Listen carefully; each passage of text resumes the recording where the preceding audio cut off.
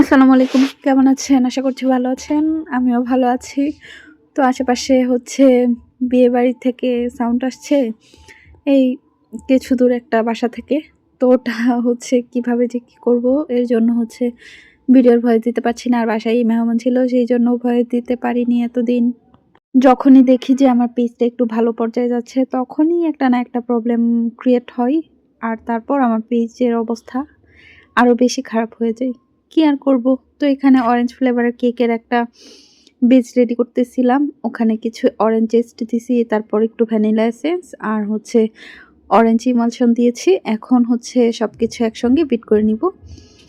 তো এই তো এভাবেই অরেঞ্জ ফ্লেভারের ভেতরের বেসটা রেডি করতে হয়।